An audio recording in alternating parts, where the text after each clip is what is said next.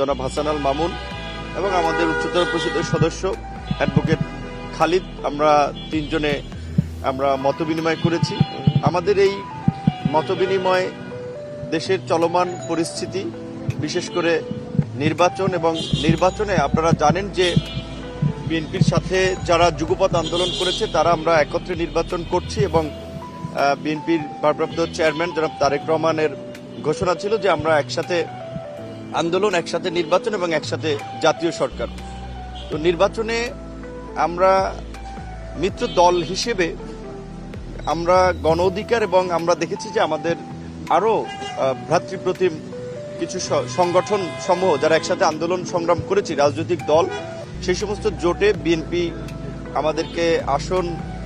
ছেড়ে দিয়েছে বা ওই আসনগুলোতে বিএনপি প্রার্থী দেয় নাই, কিন্তু কিছু কিছু আসনে, বেশিরভাগ আসনে বিএনপির স্থানীয় স্বতন্ত্র প্রার্থী দাঁড়িয়েছেন এবং সেটা আমাদেরকে বিব্রত করছে এবং এইটা আমাদের নির্বাচনে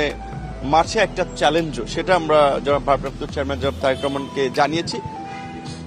এবং বহিষ্কার না করে তাদেরকে আলাপ আলোচনা সমঝোতার মাধ্যমে যদি প্রত্যাহার করানো যায় আমরা আমাদের সেই অভিব্যক্তি ব্যক্ত করেছি। কারণ যারা দাঁড়িয়েছেন তারা হয়তো দলের ডেডিকেশন আছে, মনোনয়ন প্রত্যাশী ছিলেন, তাদেরও একটা আবেগ আছে, সেটাকে আমরা সম্মান করি, কিন্তু আমাদের দিকটাও দেখতে হবে যে আমরাও একটা প্রতিকূল সময়ে রাজনীতি করে আমাদের একটা অবস্থান সারা বাংলাদেশে ছোটখাটো হলেও তৈরি হয়েছে। তো দেশ জাতির বৃহত্তর স্বার্থে কিন্তু আমরা মাত্র বলা চলে অল্প কিছু আসনে আমরা আসন সমঝোতা করেছি। সেখানে যদি আবার বিএনপির প্রার্থী থাকে, এটা বিএনপির জন্য কিন্তু একটা ইমেজ সংকটের কারণ হয়ে দাঁড়ায় যে দলের শৃঙ্খলা বা নেতারা দলের কথা শুনছেন না। তো চেয়ারম্যান সাহেব আমাদেরকে আশ্বস্ত করেছেন যে বিশেষ করে আমাদের মিত্র সংগঠন সমূহের যেসব আসনে স্বতন্ত্র প্রার্থী আছে সেই সমস্ত প্রার্থীদেরকে ডেকে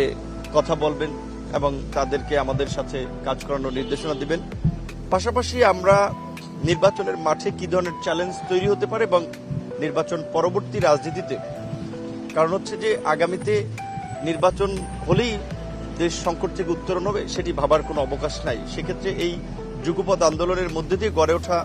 ঐক্যকে যেন উনি সুসংহত করেন, দলীয় নেতাকর্মী, দলের বাইরেও যেন সমাজের বিভিন্ন শ্রেণী পেশার মানুষের কথা শোনেন, তাদেরকে নিয়েও মাঝে মাঝে বসেন। আমাদের পক্ষ থেকে এই প্রস্তাবটিও আমরা দিয়েছি। কারণ এটা ঠিক যে এই মুহূর্তে বাংলাদেশের বাস্তবতায় বিএনপি ব্যতীত অন্য কোনো দলের হাতে রাষ্ট্র ক্ষমতা দিলে তারা দেশ পরিচালনা করতে পারবে না, বাংলাদেশের অভ্যন্তরীণ চ্যালেঞ্জ এবং জিও পলিটিক্সের জায়গা থেকে।